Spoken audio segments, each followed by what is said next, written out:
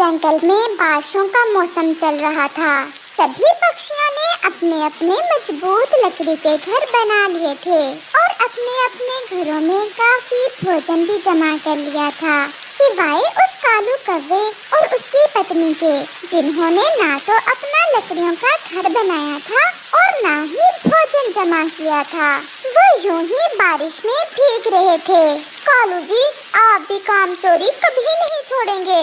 अब देख लो हम कैसे बारिश में भीग रहे हैं। जब सब पक्षी अपना अपना घर बना रहे थे तो आपको भी अपना लकड़ियों का मजबूत घर बना लेना चाहिए था। मैं तो अपने मैके गई हुई थी। अगर मैं यहाँ होती तो कुछ ना कुछ कर लेती। गोरी, अब लड़ने का कोई फायदा नहीं है। हमें मिलकर कोई योजना बनानी होगी जिससे हम पक्षियों से भोजन ले सकें। कालू जी, मुझे तो बहुत भूख लगी हुई है। तुम जाओ कहीं से भी, मुझे भोजन ला कर दो, नहीं तो मैं तुम्हें ही कच्चा खा जाऊंगी। गोरी, इतनी बारिश में हमें कोई भी भोजन नहीं देगा। कालू जी, सारे ही पक्षियों ने अपने अपने घरों में भोजन जमा कर रखा है। क्यों ना आज रात हम पक्षियों के घरों से भोजन चुरा लाएं। लेकिन गोरी, हम भोजन चोरी कर भी लें तो रखेंगे कहाँ भोजन? हमारे पास तो घर है नहीं। घोंसले में सारा भोजन खराब हो जाएगा। कालू जी, हम सारा भोजन लेकर जंगल की बाहर वाली गुफा में ले जाएंगे। वहाँ हम बारिश से भी बच जाएंगे और हमारा भोजन भी खराब नहीं होगा। मम्मा, मैं बाहर जाकर थोड़ा सा खेला। बाहर बहुत अच्छा मौसम हो रहा है। मुझे बारिश बहुत पसंद है। नहीं बेटा, इस मौसम में बारिश में नहाने से बुखार हो जाता है। आप घर में ही रहो। मैं अपने बेटे को पकोड़े बनाकर खिलाती हूँ। और मम्मा, साथ में चाय भी। मुझे पकोड़ों के साथ गरम गरम चाय बहुत पसंद है। फिर जंगल में रात हो जाती है। कालू जी, चलो, अब सारे पक्षी सो गए होंगे। अब हम जाते हैं और सारे पक्षियों का भोजन चुरा लाते हैं। फिर उस तेज बारिश में कालू और गोरी पक्षियों का भोजन चुराने चले जाते हैं। वो आहिस्ता आहिस्ता पक्षियों के घरों में जाते हैं और पक्षियों का सारा भोजन चुरा लेते हैं। फिर वो दोनों पति पत्नी भोजन लेकर जंगल के बाहर वाली गुफा में चले जाते हैं। गोरी, अब इस गुफा में हमारे बरसात के दिन अच्छे गुजर जाएंगे और हमें भोजन की भी कोई चिंता नहीं है। फिर वो दोनों पति पत्नी भोजन खाते हैं और सो जाते हैं। अगले दिन जब सब पक्षी सोकर उठते हैं तो किसी भी पक्षी के घर उनका भोजन नहीं था। ये मेरा भोजन कहाँ गया? कोई मेरा सारे का सारा भोजन ही चुरा कर ले गया। अब मैं ये बारिशों के दिन कैसे बिताऊंगा? कुकू बेटा, ये हमारा सारे का सारा भोजन तो कोई चुरा कर ले गया है। हमें तो पता ही नहीं चला कि कोई कब हमारे घर में आया और हमारा सारा भोजन चुरा कर ले गया। ये मेरा भोजन कौन चुरा कर ले गया? मेरी लाल मिर्ची, मेरे अमरूद और मेरी देसी घी की चूरी, कुछ भी नहीं है मेरे घर में। सभी पक्षी बहुत परेशान थे।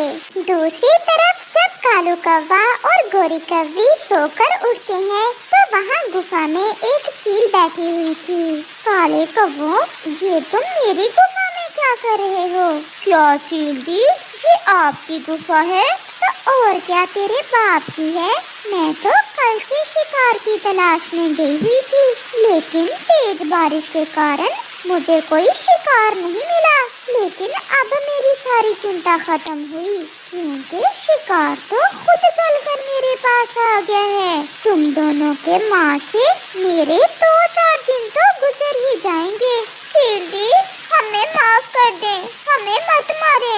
हमें नहीं पता था कि ये आपकी गुफा है। हम अभी यहाँ से चले जाते हैं और फिर कभी इधर नहीं आएंगे। बेवकूफ समझ रखा है मुझे। चील दी, हम कौवों का सड़ा हुआ मांस खाकर आपको मजा नहीं आएगा।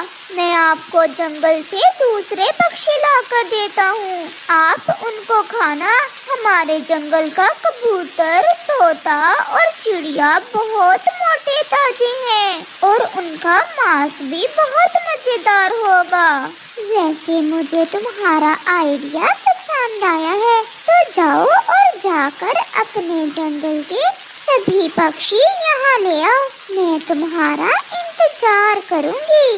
लेकिन कौवे, तुम अकेले जाओगे और कभी मेरे पास ही रहेगी। तुम्हारा क्या भरोसा, मुझे धोखा दे रहे हो। लेकिन चीलटी, चुप चुप करके जाते हो कि खाऊं अभी तुम दोनों को। फिर कौवा वहाँ से चला जाता है। दूसरी तरफ जंगल के सभी पक्षी भी एक जगह इकट्ठे बैठे थे। आप सब मानो न मानो, ये उसी कालू कौवे का काम है। उसी ने हम सबका भोजन चुराया है। मैं भी उसी के घोंसले से ही आ रहा हूँ। वो दोनों पति पत्नी आए थे अपने घोंसले से। फिर कालू कौवा भी वहाँ आता है।